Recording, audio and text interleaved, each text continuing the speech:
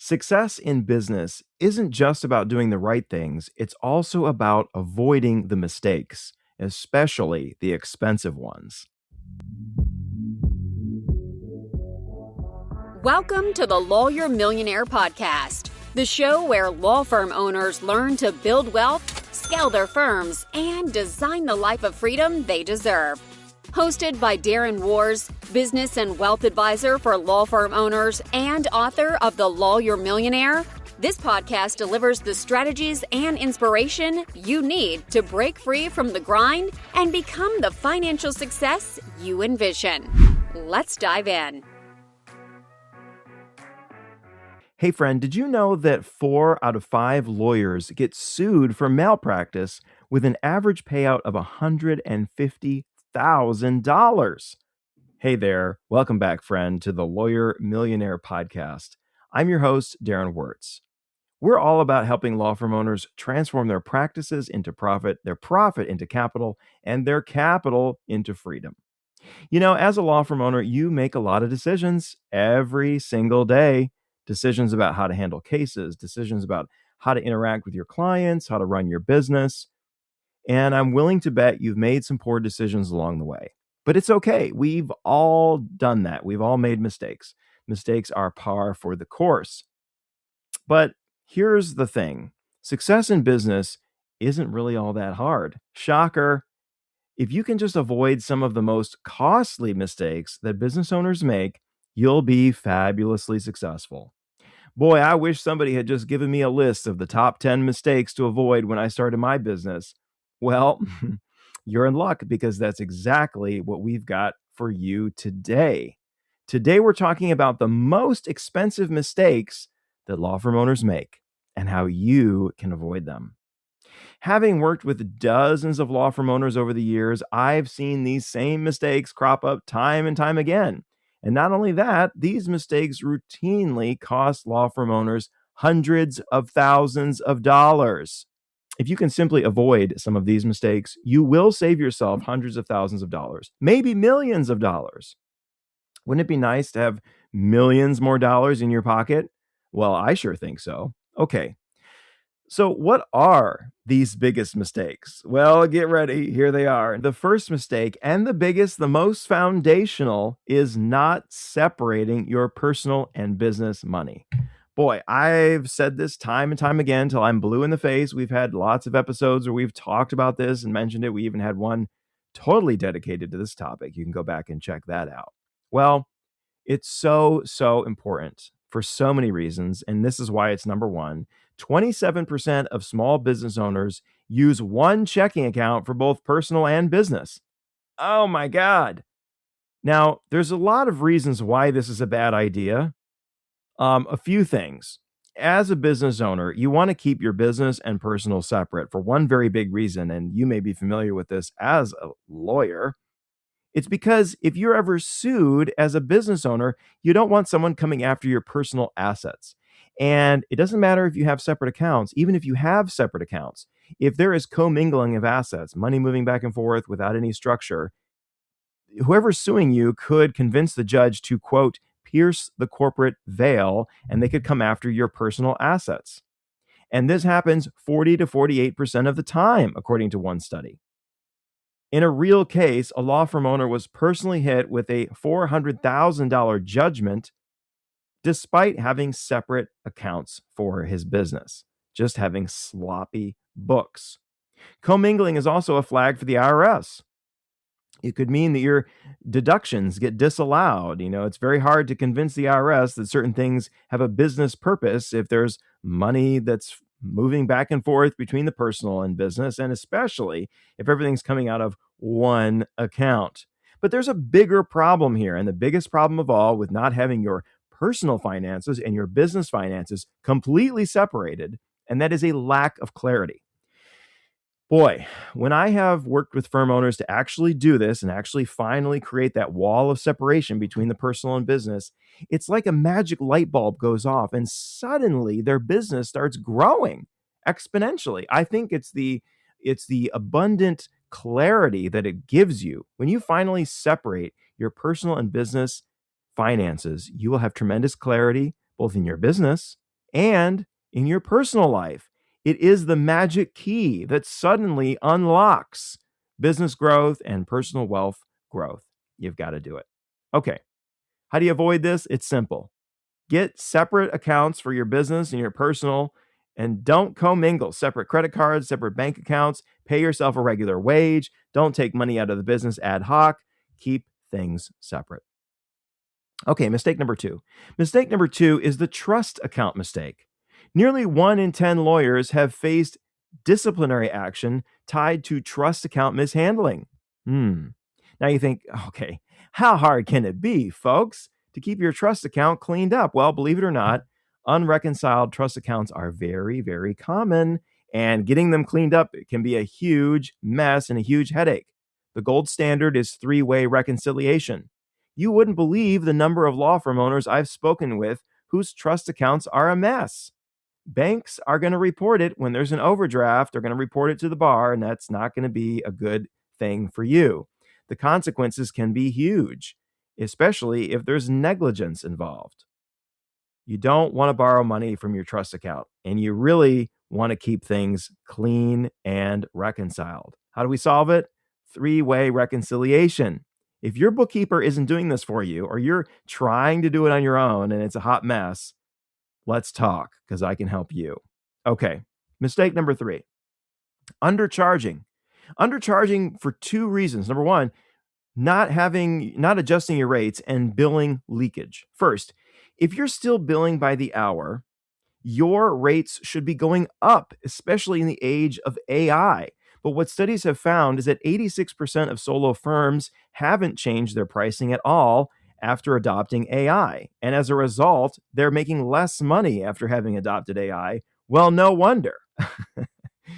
But you really should, in the age of AI, where efficiency is really challenging the billable hour, you should be thinking about flat fees. 71% of clients prefer flat fees, and flat fees get paid 2 times faster.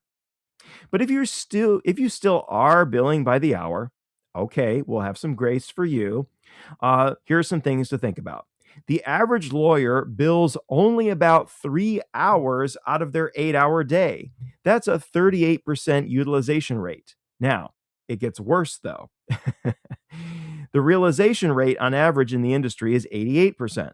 The collections rate on average is 93%. And so lawyers are only truly billing and collecting about 30% of their day. Billing leakage could cost you $20,000 to $40,000 per attorney per year. In fact, we just talked with Elise Bowie on the program, and she found that she was losing $800,000 a year in her firm as a result of billing leakage. And by the way, you've got to be entering that time quickly and on time. Delayed time entry loses 10% of billable hours after just a day and 25% after a week. Enter that time. Okay, mistake number four. Mistake number four is one I'm very passionate about. Overpaying the IRS. As a tax planning business, financial, and tax planning, we are passionate about this. 93%, according to Forbes, 93% of small businesses are overpaying on their taxes, and I bet you are one of them. The average owner misses $5,000 to $10,000 in deductions every year. A study by the Treasury found an average overpayment of over $11,000. Tax planning is critical, and tax planning can help you in a major way. But an even lower hanging fruit that you could attack first is things just not getting reported correctly. I know taxes are the last thing you want to deal with every single year, but things not getting reported correctly can really cost you big time. We found on one law firm's owner's tax returns a mistake to the tune of $60,000 just because the CPA had put the wrong thing in the wrong spot. So really, really, really important. Now, one of the biggest moves is the S-Corp election. And if you haven't thought about this, you should. In most jurisdictions, the S-Corp election can save you $5,000 to $30,000 a year in payroll taxes and basically self-employment taxes. The caveat, though, is that setting your S-Corp salary too low is the number one audit trigger, so you definitely want to avoid that. Okay, mistake number 5. thinking you can do it all and thinking small. Nearly half of a lawyer's non-billable time goes to admin tasks. Wow, isn't that wild? And if you're a law firm owner, I know this is true because you have so many things to deal with. You have a business to run, you have admin tasks. And to take it further, 74% of routine billable work could be delegated or automated. So that means that half of your time is going to non-billable things, and the half that's actually going to billable stuff, 74% of that could be automated. Wow. You could really dramatically improve your productivity with automation and delegation. And so this is the biggest mistake. One of the hugest mistakes that we see with law firm owners is not hiring and thinking too small. Solos average income of $70,000 to $120,000 a year, and about 28% of solos are earning under six figures. Compare that with a $215,000 median salary at larger firms. Many solos are earning far less than they could just working at Home Depot. Ouch. And well, I know owners of eight-figure firms that are earning less than they could working at Home Depot too. The problem is not maximizing your profitability. Well, that's a whole nother story. But let's leverage the math here. So, if you're a solo, you'll probably cap out at about 1 million in revenue unless you start to hire. The same lawyer who hires 3 staff members could reach $2 million in revenue easily. A paralegal, a couple VAs. You don't even need to hire an attorney yet. There's a lot you could do without taking that step. And those 3 people you hire aren't going to consume that extra $1 million in revenue. You're going to be able to put most of that in your pocket. Most law firm owners say they want to grow, but few actually do it. Hiring is the way, folks. You've got to hire. You've got to delegate those low-level tasks to other people. Okay, mistake number 6. Speaking of hiring the wrong people. Wow, a bad hire is so horrible. It's a huge setback. But, I know and I speak to so many law firm owners who struggle with hiring. And next week, we're going to be diving into this mistake in a lot more detail. So stay tuned. A bad hire can cost, at a minimum, 30% of a first year salary. So if you are going to hire a lawyer at $150,000 a year, 30%, whew, that's a lot, and that's a lot of money to just throw away. Not every firm has $45,000 just sitting around that they can spend on bad hires. Full replacement costs, though, could cost a lot more. Estimated 50 to 200% of salary by Sherm and Gallup. Losing a single legal associate can cost $200,000 to $500,000, according to NALP, in lost productivity, ramp-up time, the search required to find a replacement, et cetera, et cetera, et cetera. And it's not just the actual dollars, it's the time wasted and the productivity that is lost. You've got to get hiring right. And the biggest way to get hiring right is to have a system, to have a systematic process that you use, interview questions, personality tests, make it a rigorous process when you go to hire someone. Okay. Mistake number 7, letting leads die on the vine. You've probably heard this one before. Everyone talks about it. Hopefully you have, and hopefully you've done something about it. But this is the big thing, and it's still happening. So, it's still going on. 28% of calls to law firms go unanswered. That's right, 28%. Nearly a third of calls to law firms go unanswered. Now, here's another one that'll blow your mind. The average firm takes 42 hours to respond to a web lead. Ow! If I fill out a form on your website and it takes you 42 hours to get back to me, I've already moved on. I've already found somebody else.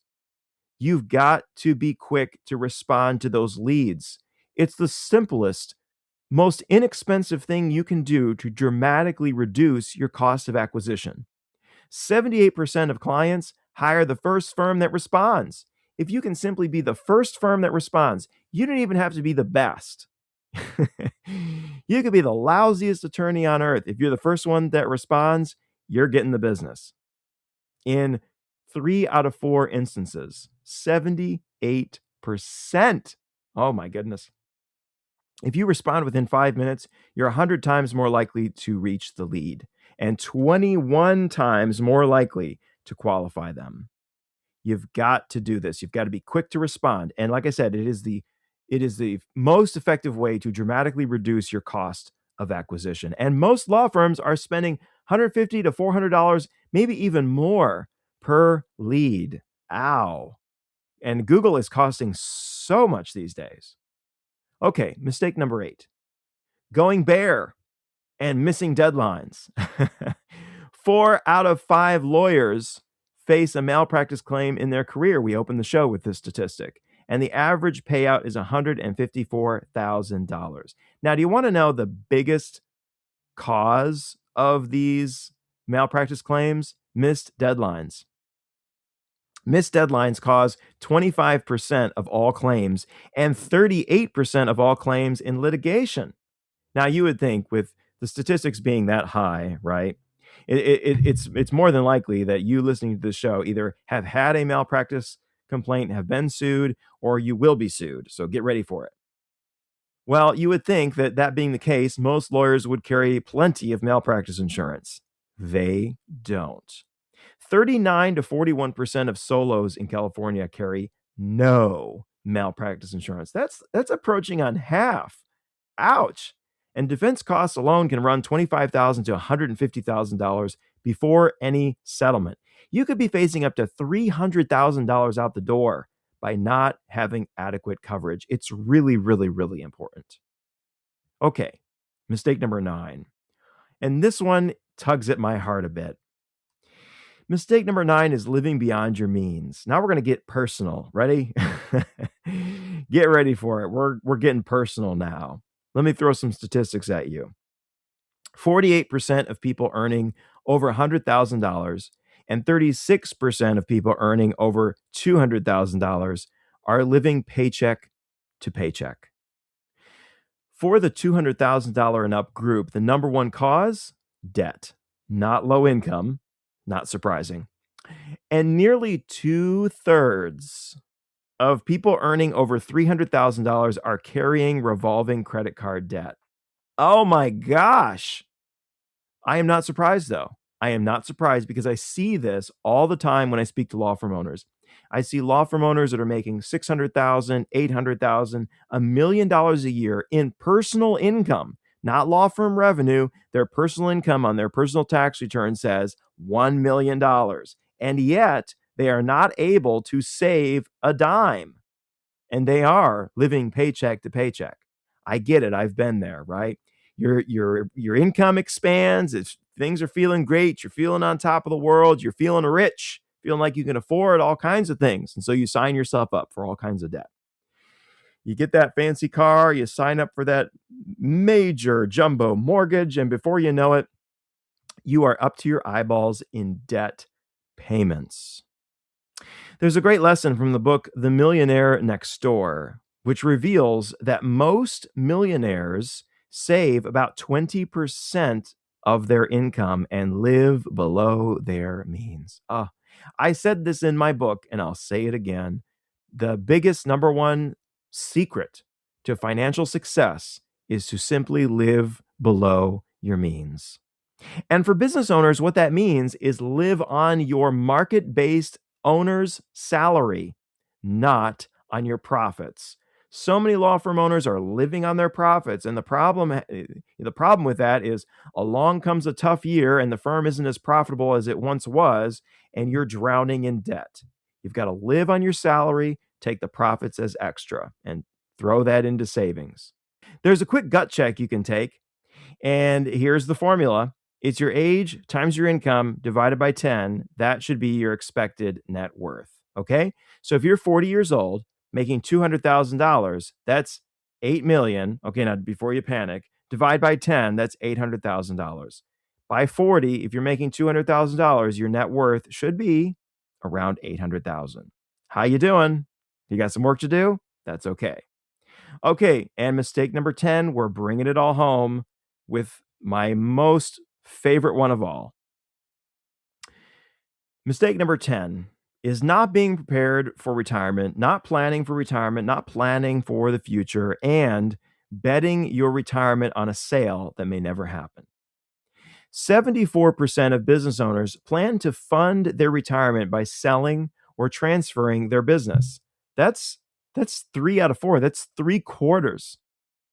But here's the thing, only about 20 to 30% of businesses listed for sale actually sell.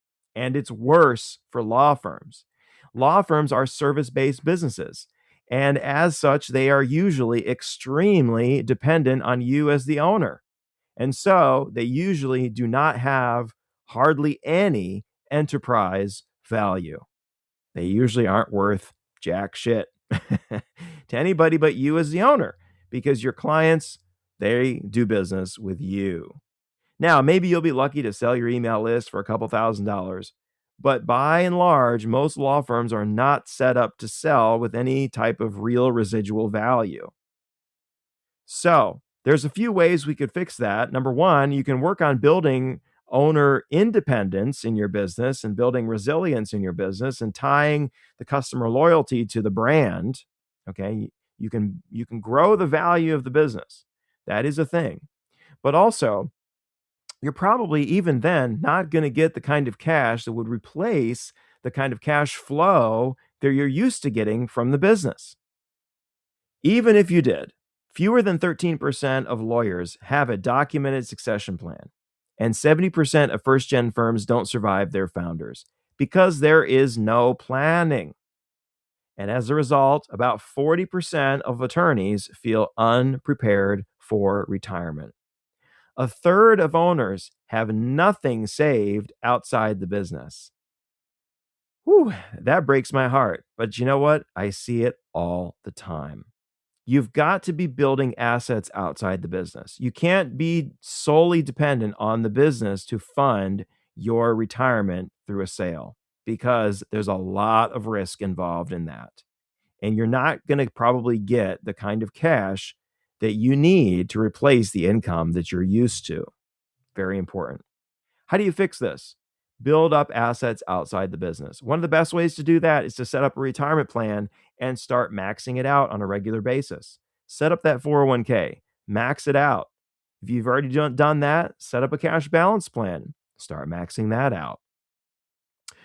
Okay, friend, well, we've been through my list of the top 10 most expensive mistakes that law firm owners make. Have you made some of these? It's okay. We've all made some of these mistakes. Well, what's one thing that you can do right now? Well, the biggest thing that I think you can do right now to save you the most money is to get your finances in order. Get your personal finances together and organized. Get your business finances organized. Start saving and investing for the future and stop living off of your profits. That's probably the biggest number one thing that you can do. I've been there. I've experienced it. I've felt the pull to drive the fancier car because you're making more money now. But is it really worth it? Is it really that fun? Is it really that fun to stretch your life, to stretch your income to the max and then have nothing left?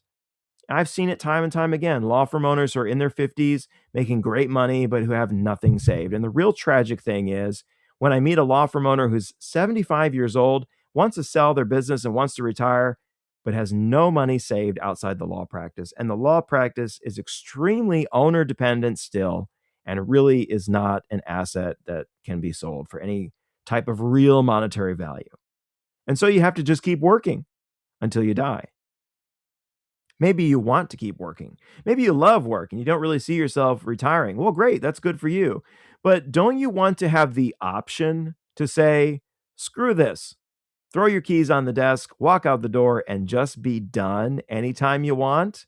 That's called work optionality. And that is true wealth. That's exactly what we help law firm owners create here at The Lawyer Millionaire.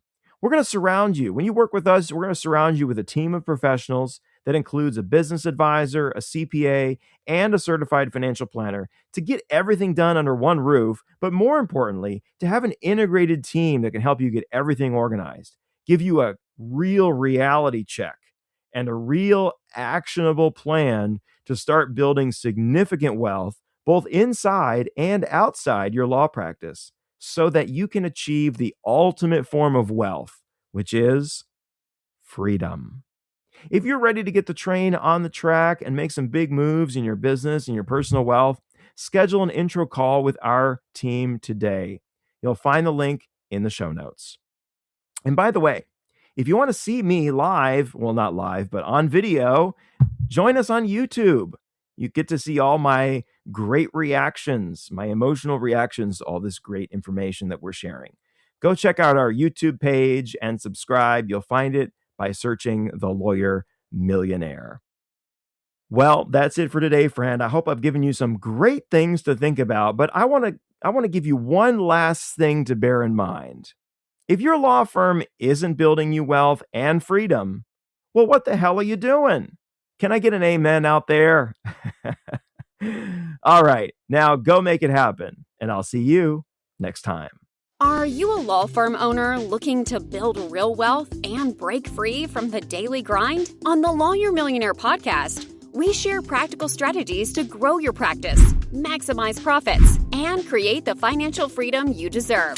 Join host Darren Wurz as he interviews top experts and successful law firm leaders who share their secrets. Don't just practice law, build a legacy. Listen now to The Lawyer Millionaire wherever you get your podcast.